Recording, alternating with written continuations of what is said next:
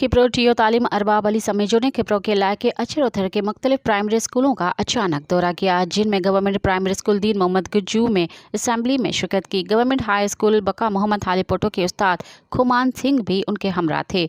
Government primary school Deen Mohammad Gajju, government primary school Sawal Hingorjo, government primary school Gul Mohammad Hingorjo, government primary school Maula Bakhsh Hingorjo, government primary school Jehar, government primary school Rablahu, government primary school Ranahu समेत दीगर स्कूलों का दौरा किया।